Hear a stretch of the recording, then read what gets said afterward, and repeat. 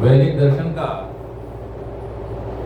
विषय हमने आरंभ किया था, जिसके 3 सत्र हमने पूरे किए हैं। और उन 3 सत्रों में जो लोग नहीं आए थे उनके लिए थोड़ा सा रिवाइज कर देता हूं। पहले सत्र में हमने चर्चा की थी कि मनुष्य के लिए संसार में जानने योग्य कौन से विषय हैं। तो वो 3 विषय हैं जिनको मनुष्य को अवश्य में जानना चाहिए। पहला ईश्वर, दूसरा प्रकृति और तीसरा स्वयं जीव। और उसके बाद में हमने इस सृष्टि के निर्माण की प्रक्रिया और मनुष्य का उसमें क्या स्थान है उसके विषय में जाना था। तीसरे सत्र में हमने हमारे जीवन की जो समस्याएं हैं उनका समाधान हम कैसे प्राप्त कर सकते हैं अपने आप को जान करके, इस विषय में संक्षिप्त में चर्चा की। आइए इस विषय को आगे बढ़ाते हैं। अपने आप को जानने की ही प्रक्रिया में थोड़ा सा हम और आगे बढ़ेंगे। परमपिता परमेश्वर ने इस संसार को बड़ी सूझबूझ के साथ में बनाया है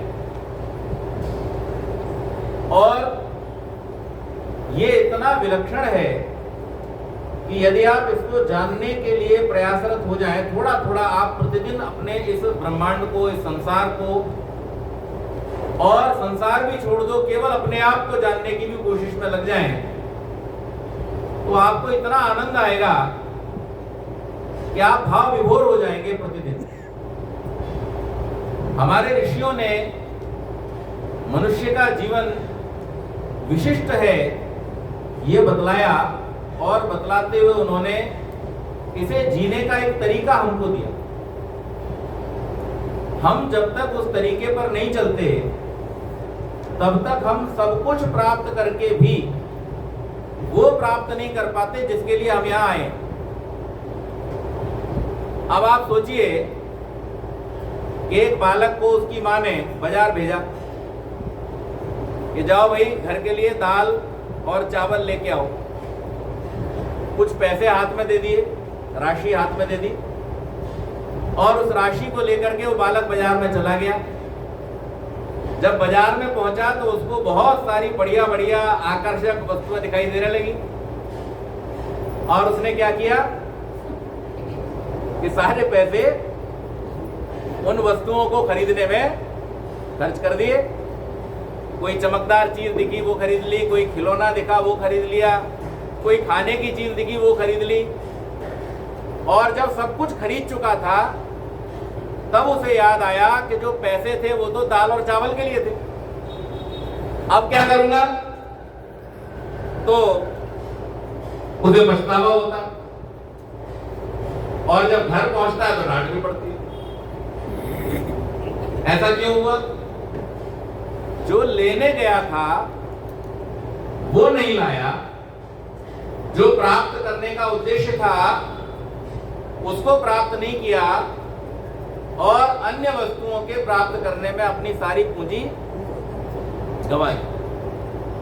मैंने दूसरे सत्र में आपको बतलाया था हमारे पास सबसे बड़ी पूंजी क्या है, किसको याद है? सबसे बड़ी पूंजी जो परमात्मा ने हमको दी वो क्या है?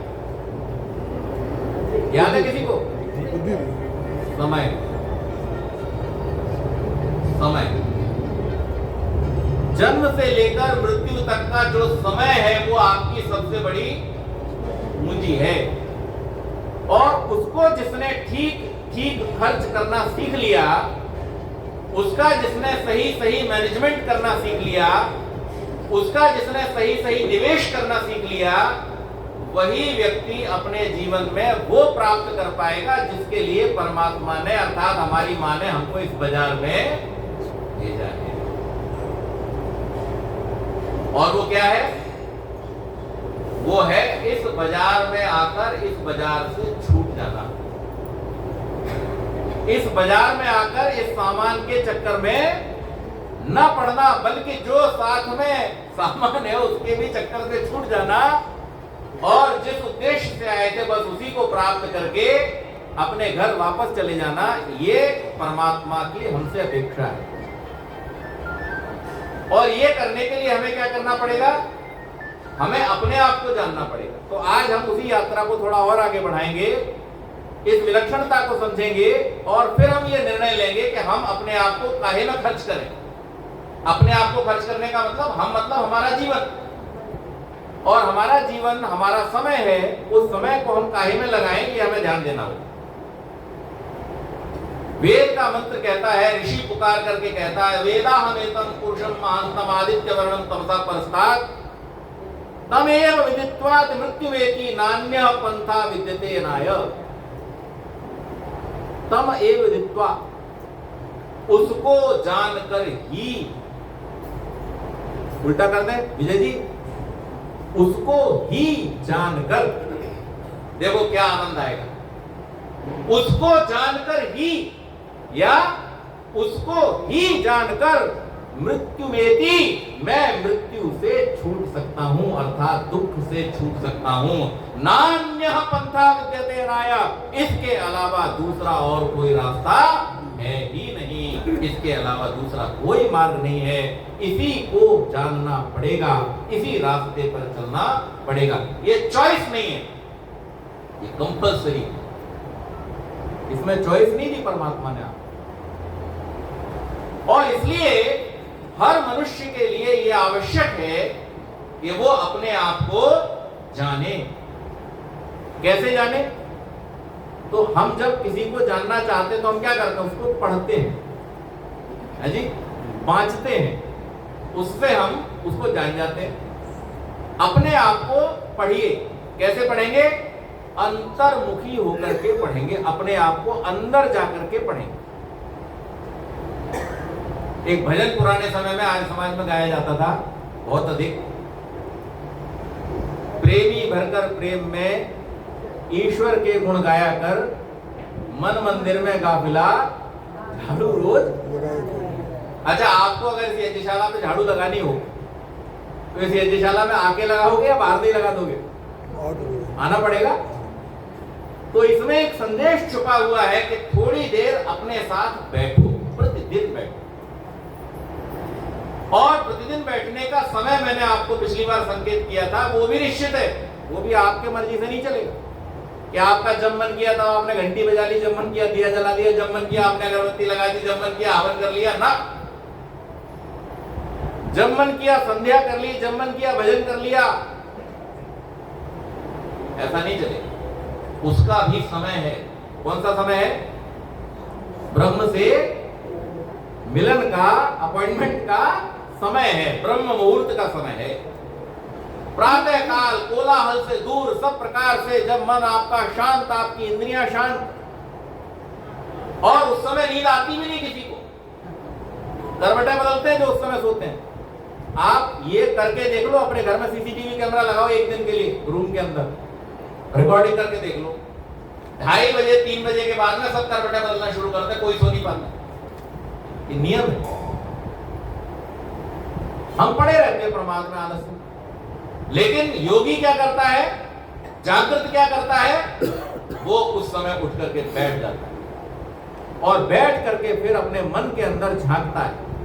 जब अपने मन के अंदर झांकता है तब उसे खुद से भी मुलाकात होती है और जिसने हमें यहां भेजा है उससे भी मुलाकात होती है।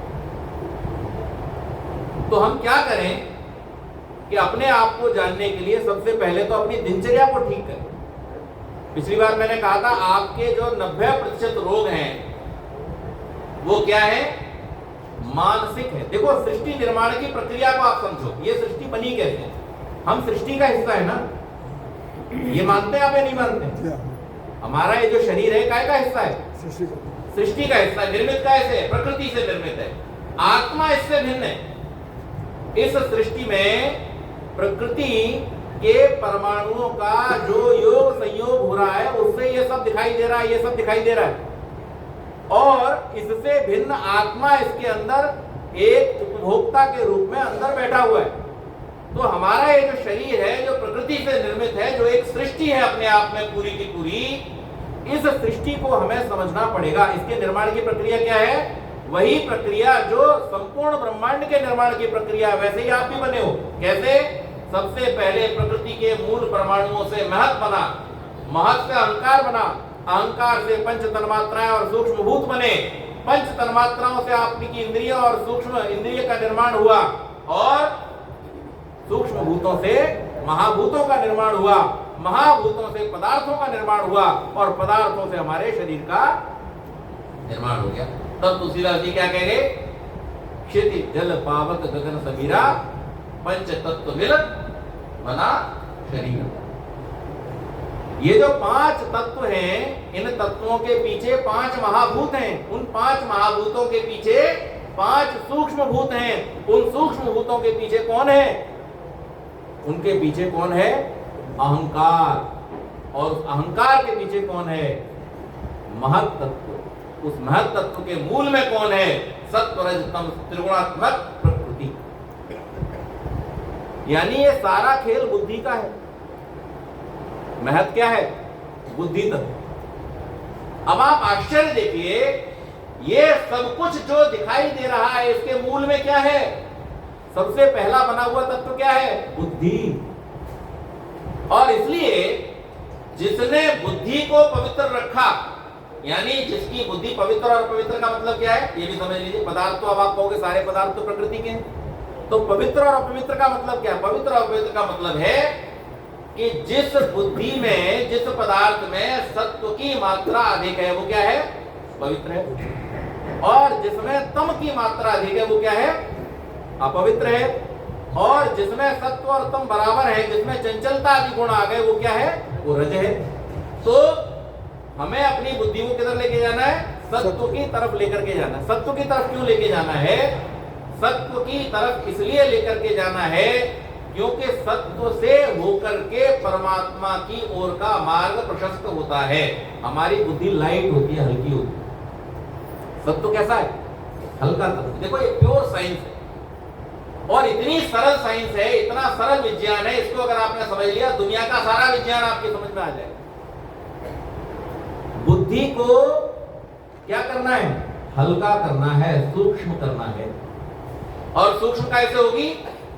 सत्व से होगी। सत्व कहां मिलेगा? जो सत्व से जुड़े पदार्थ हैं या जो सत्वगुणी क्रियाएं हैं, उनको करने से आपको सत्व की प्राप्ति होगी। और जितनी जितनी सत्व की आपको प्राप्ति होगी, उतना उतना बुद्धि आपकी सूक्ष्म होती चली जाएगी। अच्छा एक बात बताओ, किसी दरवाजे में, सकरे दरवाजे में घुसना हो तो कौन घुस पाएगा? सूक्ष्म आदमी या स्थूल आदमी? सूक्ष्म आदमी घुस पाएगा। तो जब गूढ़ विषयों के अंदर आपको घुसना होता है, जब आपको नींद आने लगती है, तब जिसकी बुद्धि सूक्ष्म है, क्या बोलते हैं? कुशाग्र बुद्धि। कुश नामक घास का जो अग्र भाग होता है, इतना पैना होता है कि अगर उस पे आपका पैर पड़ जाए, पैर को चीर करके निकल जाएगा। ऐसी जिसकी बुद्धि है, अर्थात जिसकी बुद्धि सूक्ष्म हो गई है, पैनी हो गई है, तीखी हो गई है, हल्की हो गई है, सत्वयुक्त हो गई है, वो व्यक्ति अपने अंदर गोते लगा सकता है। जिसकी बुद्धि बाहर फंसी हुई है, स्थूल है, तमोगुण युक्त है, वो अपने अंदर गोते नहीं। जिस प्रकार से एक दर्पण जो हमेशा आपका चेहरा दिखाता है, उसके ऊपर जब धूल जम जाती है, उसके ऊपर जब भाप जम जाती है, चेहरा दिखाई देगा? तब चेहरा दिखाई क्या करना पड़ेगा? उस धूल को पहले साफ करना पड़ेगा। जैसे ही धूल साफ होगी, वैसे ही आपको क्या? अपना चेहरा नजर आ जाएगा। मन क्या है? हमारा दर्पण है। वो हमारे सब गुणों को, अवगुणों को दिखाने वाला है। जैसे ही उस पर पड़ा हुआ अविद्या का पर्दा हटता है, वैसे ही हमारे वास्तविक स्वरूप को और इस संसार के वास्तविक स्वरूप को वो मन दिखा देता है।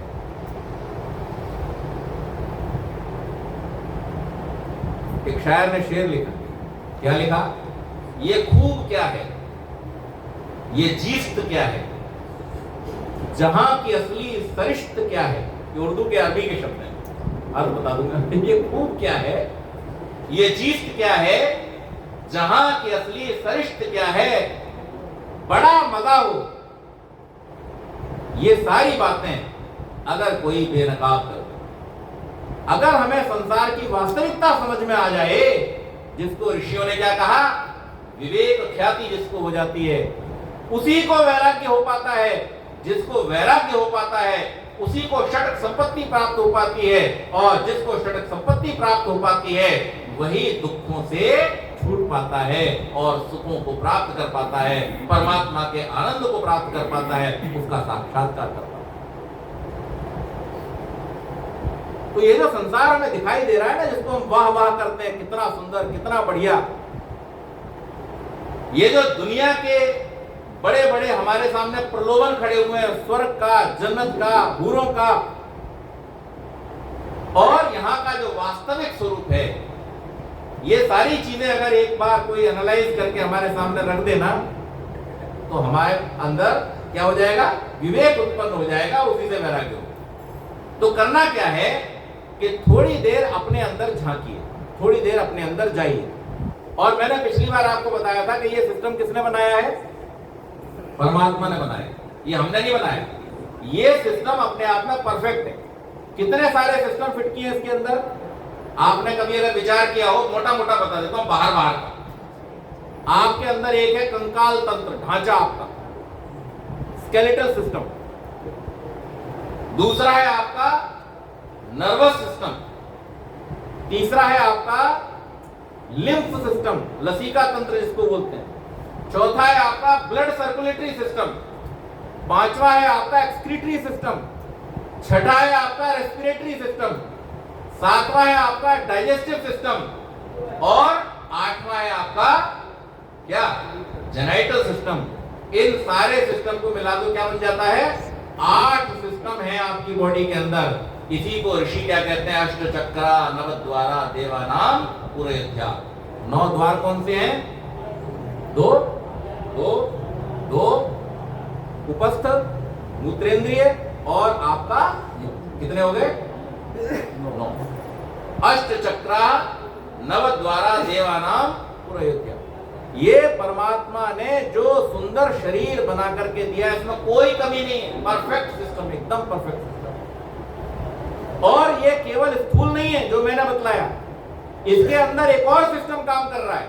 वो कौन सा सिस्टम है, वो है सूक्ष्म शरीर का सिस्टम, जिसमें 5 इंद्रियां हैं। कौन सी, जो सेंसेस का काम करती है, आपको ज्ञान कराती है।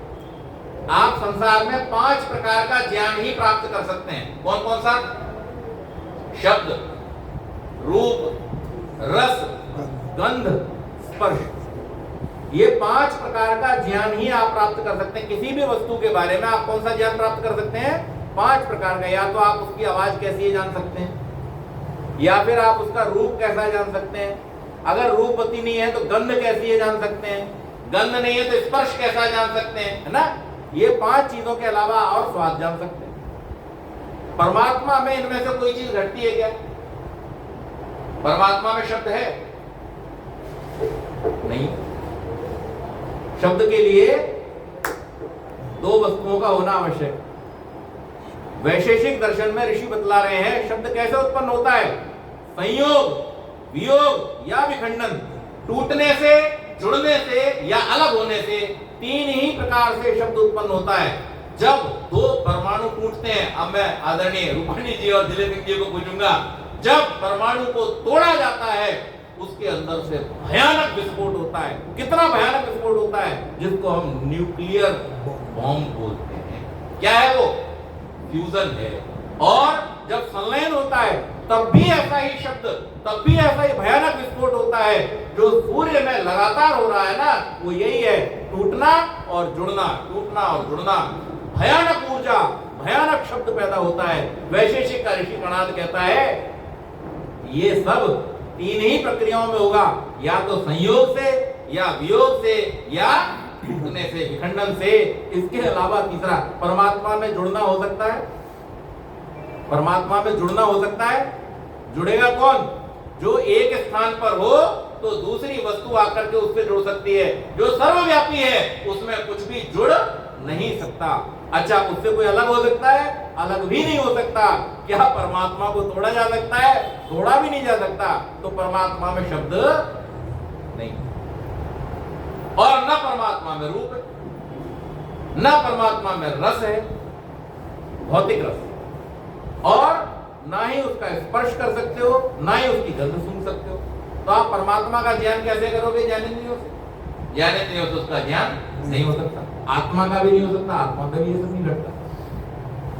तो परमात्मा की देखो व्यवस्था कि परमात्मा ने जब आपको ये 5 ज्ञान के तंत्र दिए संसार को जानने के लिए, वहीं आपको एक और इंद्रिय दी जिसको छठी इंद्रिय कहते हैं। वो क्या दे दिया आपको?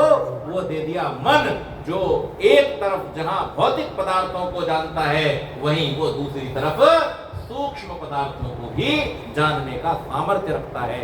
मन रूपी इंद्रिय परमात्मा ने आपको, और फिर उसके बाद में आपने जान तो बहुत कुछ लिया, लेकिन जाने हुए क्या करोगे? क्या ज्ञानम भारा क्रिया बिना, अगर क्रिया नहीं हुई तो आपका ज्ञान व्यर्थ रह जाएगा। तो फिर उसने क्या किया? आपको जिधर 5 ज्ञानेंद्रियां दी थी, वहीं 5 आपको कर्मेंद्रियां भी सौंप दी। इतना परफेक्ट सिस्टम। अब ज्ञानेंद्रिय कर्मेंद्रिय आ गई, शरीर भी आपको मिल गया, इतने बढ़िया सिस्टम मिल गए, चलेगा कैसे? कैसे चलाओगे? तो उसको चलाने के लिए परमात्मा ने अपनी शक्ति, जिससे वो संपूर्ण ब्रह्मांड को चलाता है, वो भी आपको दे दी। क्या नाम है उसका? प्राण। प्राण। अगर प्राण निकल जाए तो बेकार। आप सबको मैंने कहानी पहले भी सुनाई है उपनिषद की, कि जब इंद्रियों और प्राण में बहस हो गई, इंद्रियों ने कहा हम श्रेष्ठ हैं, हम श्रेष्ठ हैं। बोले चलो भाई फैसला कर लो, एक एक करके निकलो।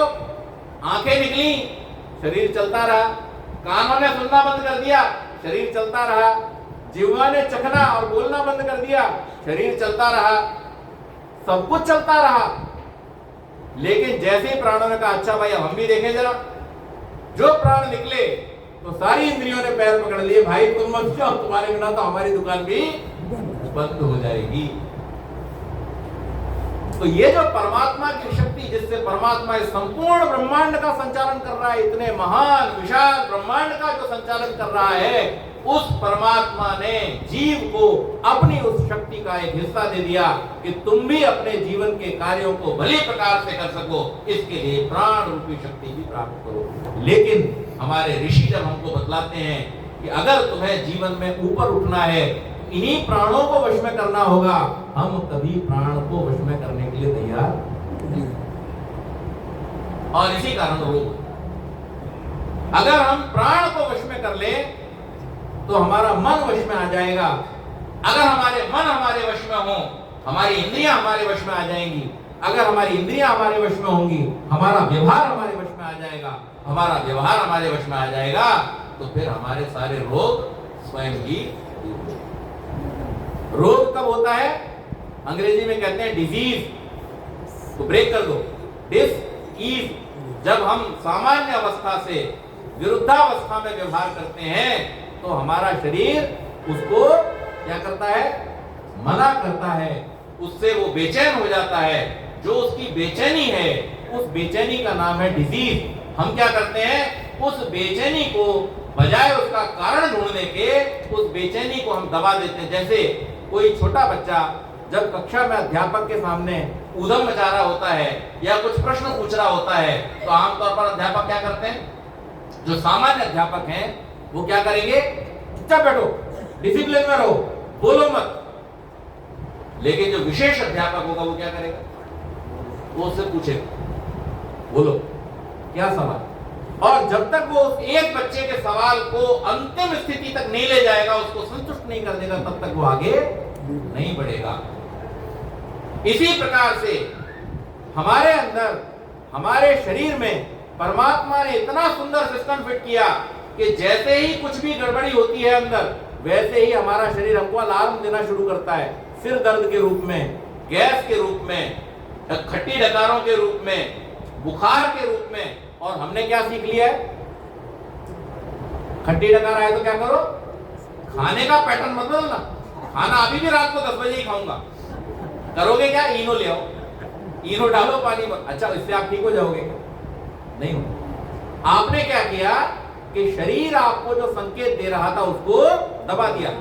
थोड़े दिन शरीर संकेत देगा, उसके बाद शरीर संकेत देना, फिर वो आपकी बीमारी बन जाएगी परमानेंट, आपकी साथी दोस्त बन जाएगी। क्यों? क्योंकि आप शरीर को निग्लेक्ट कर रहे हो और बीमारी को आमंत्रण दे रहे हो। हमारे पिताजी बहुत बढ़िया बात बतलाते हैं, बुखार आए तो ये अलार्म तो है किस बात का? शरीर में कुछ गड़बड़ी है, लेकिन इसे अतिथि मानो। अब अतिथि के लिए क्या होता है? भोजन। अतिथि को कैसे हम करते हैं? ठीक, अतिथि की सेवा कैसे होती है? भोजन से। अब अतिथि आपके घर में आया, आपने उसे भोजन कराया, तो क्या करेगा? संतुष्ट होकर और रहेगा आपके पास। लेकिन अतिथि आया और आपने उसको भूखा बिठाया, लंघनम परमौषधम, इसलिए कहते हैं आयुर्वेद में कि अगर आपने उस अतिथि को भूखा बिठाया तो क्या करेगा वो?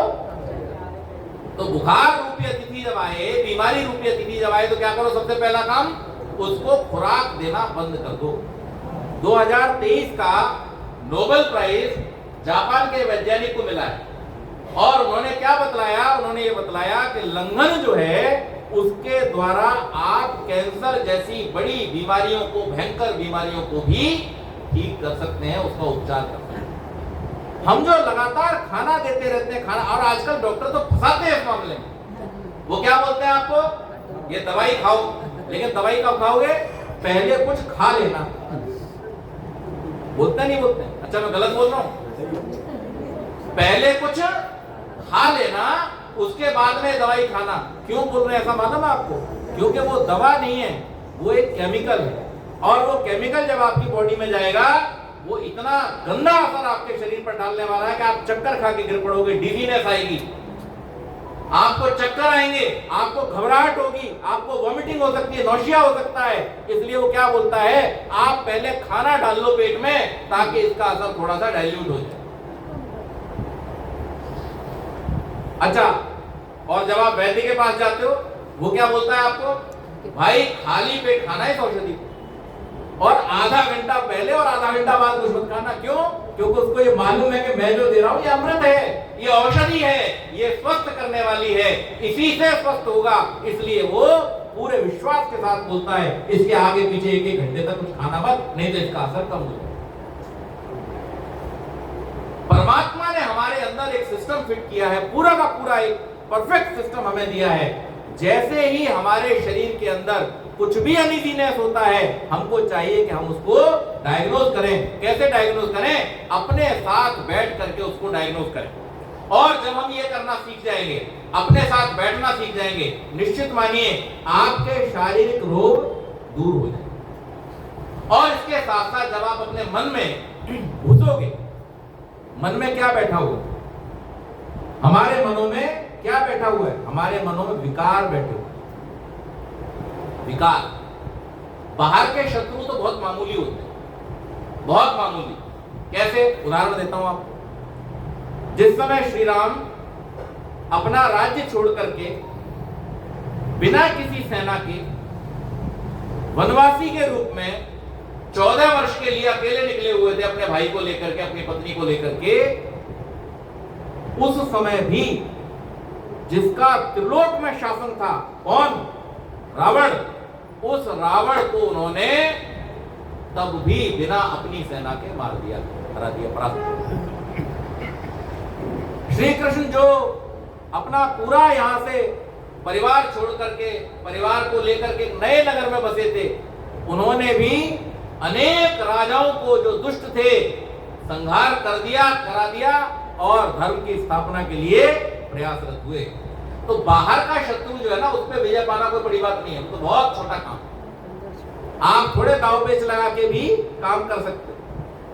लेकिन सबसे बड़ी चीज क्या है? जो शत्रु आपके अंदर बैठा हुआ है। कौन कौन सा बैठा हुआ है? सबके नाम याद है? याद है ना? काम, क्रोध, लोभ, मोह, मद, मत्सर, अहंकार, ईर्ष्या, द्वेष, ये सब क्या है? ये सब हमारे सबसे बड़े शत्रु हैं। और हम संसार में सर्वविजयी न हो पाए तो भी हम सुखी हो सकते हैं, लेकिन अगर आत्म विजयी नहीं हुए तो हम कभी सुखी नहीं हो।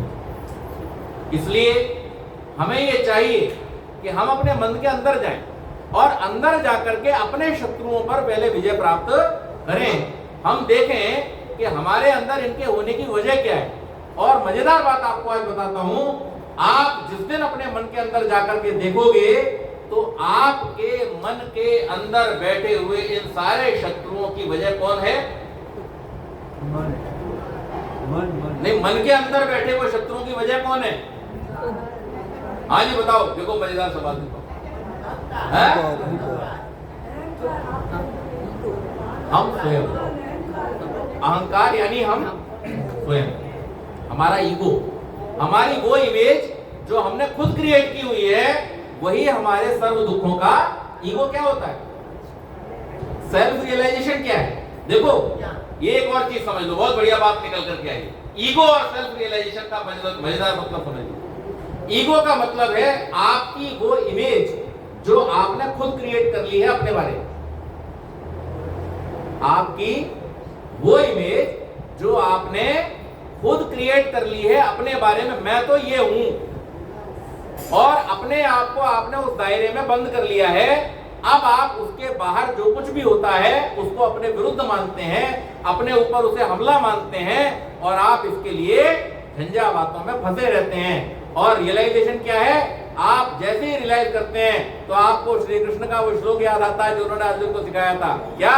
नयनम छिन्नन्ति शस्त्राणि नयनम दहति पावकः न चैनम क्लेदयत्यापो न शोषयति मारुतः। अरे भाई, तुम्हारा उद्देश्य सत्य की स्थापना है, तुम्हारा उद्देश्य ईश्वर की प्राप्ति है, तुम्हारा उद्देश्य द्वेष राग आदि से छूट जाना है, तुम्हारा उद्देश्य दूसरों को नीचा दिखाना। इसलिए हम अपने मन के अंदर जाएं और अपने मन के अंदर जाकर के निरंतर ये प्रयास करें कि हमारे आंतरिक जो शत्रु हैं, आंतरिक जो रोग हैं, आंतरिक जो हमारे ये बहुत सारे मन के अंदर बैठे हुए विकार हैं, इनको हम जितना जल्दी हो सके दूर कर दें। जैसे ही मन के विकार दूर होंगे, शरीर के विकार अपने आप दूर होना शुरू हो जाएंगे। जैसे जैसे हमारा मन हमारे वश में आता जाएगा, वैसे वैसे हमारे व्यवहार ठीक होते चले जाएंगे। जैसे जैसे हमारी प्रवृत्तियां ठीक होती चली जाएंगी, वैसे वैसे हम मोक्ष के अधिकारी बनते चले जाएंगे। क्योंकि मोक्ष के मार्ग में जो बाधा है वो कौन सी है? हमारी प्रवृत्ति। हमारी प्रवृत्ति मोक्ष के मार्ग में सबसे बड़ी बाधा है। और ये बात मैं नहीं कह रहा हूं, कौन कहता है? न्याय दर्शनकार गौतम ऋषि इस बात को कह रहे हैं। दुख, जन्म, प्रवृत्ति, दोष, मिथ्या ज्ञान, तद उत्तरोत्तर पाया अपवर्ग। अगर आपको अपवर्ग अर्थात मोक्ष की प्राप्ति करनी है, अपनी प्रवृत्तियों का सुधार करना होगा, और उस प्रवृत्तियों के सुधार के लिए आपको रियलाइजेशन की स्टेट में आना पड़ेगा। रियलाइजेशन कराने वाला दुनिया में और कोई नहीं है, वो केवल एक व्यक्ति है, और वो है आपके साथ में आपका मन। जैसे ही आप अपने मन के साथ में चले जाएंगे, वो आपको इस संसार की सारी वास्तविकता दिखा देगा। एक छोटी सी कहानी, समय बचा है 2 मिनट, एक छोटी सी कथा सुना करके और मैं विराम दूंगा। एक राजकुमार जिसे युवराज घोषित कर दिया गया था और जल्दी ही वो राजा बनने वाला था, वो एक बार निकला हुआ था अपने राज्य को देखने के लिए। जब वो राज्य में भ्रमण कर रहा था तो भ्रमण करते करते उसने देखा कि कुम्हार का बाड़ा बना हुआ है, वहां बहुत सारे अच्छे अच्छे सुंदर सुंदर बर्तन हैं। उन बर्तनों को देखने के लिए जैसे ही वो उधर की तरफ गया तो उसने देखा कि घर के अंदर से बहुत सुंदर युवती निकल करके आई। ये उस पर आसक्त हो गया, इसे वो अच्छी लगी, पसंद आ गई। युवती को इसने बुलाया, उसके पिता को बुलाया, उससे बातचीत की और अपना मनोरथ उसके सामने रखा कि मुझे आप बहुत पसंद आई है, मैं आपको प्रेम करने लगा। उस कुम्हार ने इसकी मनोदशा को समझ लिया। राजा का बेटा है, राजा बनने वाला है, मना करने का तो सवाल ही नहीं है। लेकिन उसने कहा आपकी बात बहुत अच्छी है, आपका प्रस्ताव बहुत अच्छा है, हमारे तो भाग्य खुल गए। आप एक काम कीजिए, अभी मुहूर्त ठीक नहीं है, आप 1 सप्ताह बाद आइए। और उसने अपनी कन्या से, जब वो राजकुमार चला गया, कहा कि बेटी ये होने वाला राजा है, और अगर आज ये तुम पर आसक्त हुआ है तो कल किसी और पर आसक्त होगा, परसों किसी और पर आसक्त होगा। इसकी ये प्रवृत्ति बन जाएगी। हमें अपने देश को बचाना है तो अपने राजा को हमें ठीक मार्ग पर लाना बहुत आवश्यक है। तुम विदुषी हो, तुम्हें मैंने सब ज्ञान दिया है, तुम कोई ऐसा मार्ग निकालो कि हमारा राजा गलत मार्ग पर न जाए। उस लड़की ने क्या किया, 1 हफ्ते का समय ले लिया था। लड़की ने रेचक दवा खा ली, जमाल घोटा जैसी कुछ दस्तों की दवा, और लगातार लगातार लगातार जब उसके शरीर से वो सब निकल गया पानी, तो आप जानते हो हालत क्या हो जाती है। चेहरा पूरा मुरझा गया, शरीर कृश हो गया। 1 हफ्ते के अंदर उसका पूरा रूप बदल गया। 1 हफ्ते के बाद राजकुमार जो है वो आया अपने वायदे के अनुसार, और आकर के उसने उस कुमार से कहा कि देखिए सप्ताह पूरा हो गया, आपकी कन्या को अब मैं ले जाऊंगा, आप मुझे बताइए। जी बिल्कुल, आइए। वो अंदर लेकर के गया घर के, और उसने दिखाया ये नहीं कन्या। अब ये तो हक्का बक्का रह गया। नहीं, ये नहीं है, मुझे वो कन्या चाहिए जो आपने उस दिन मुझे दिखाई थी। बोले अरे वही है। बोले वो ऐसी थोड़ी थी, इसका रूप कहां गया, इसका लावण्य कहां गया। बोले वो भी है, आओ। तो वहां पीछे ले जा करके जो इकट्ठा किया हुआ था उसका मल वो दिखा दिया। बोले ये रहा उसका रूप लावण्य। राजकुमार का दिमाग एकदम जगह पर आ गया। उसे तुरंत याद आई अपने आचार्यों की, गुरुओं की वो बातें जो उसको गुरुकुल में बतलाई गई थी, सिखाई गई थी। अरे मैं कहां जा रहा था, पतन की ओर। ये शारीरिक लावण्य के चक्कर में मैं अपना असली लक्ष्य ही भूला जा रहा था। मुझे किस लिए पिताजी ने युवराज बनाया था, मुझे आगे चलकर के राज्य को संभालना, और मैं ऐसे अगर आसक्त होता रहा तो मैं राज्य को कभी भी संभाल नहीं पाऊंगा।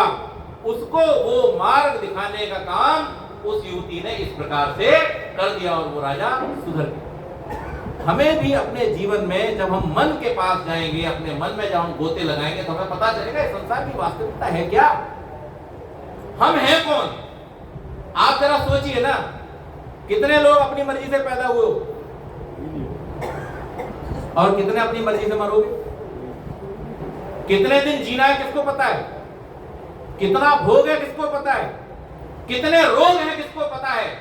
जब हमें न ये पता है कि हम पैदा कब होंगे, न ये पता है कि पैदा कहां होंगे, न ये पता है कि पैदा किसके यहाँ होंगे, न ये पता है हमारे भाई बहन रिश्तेदार कौन होंगे, न ये पता है कि हमारी संतान कौन होंगी, न ये पता है कि हमें कितने रोग मिलेंगे, न हमें ये पता है कि कितने भोग मिलेंगे, न ये पता है कि कितने दिन हम इस संसार में रहेंगे। हम काहे का घमंड करके बैठे भाई, ये वास्तविकता है इस संसार। इसलिए हमें ये चाहिए कि परमात्मा ने जिस उद्देश्य के लिए हमको भेजा है, उस उद्देश्य को पूरा करने के लिए तत्पर होवें, और प्रतिदिन प्रातः काल उठ करके उस परमात्मा का धन्यवाद करें। प्रतिदिन प्रातः काल उठ करके अपना आत्मनिरीक्षण करें, और थोड़ा सा ये जो यंत्र परमात्मा ने हमको दिया है, इसको ठीक रखने के लिए इसकी जो वास्तविक शक्ति है, उस शक्ति को हम क्या करते जाएं, क्लीन करते जाएं। कौन सी शक्ति है, प्राण शक्ति है।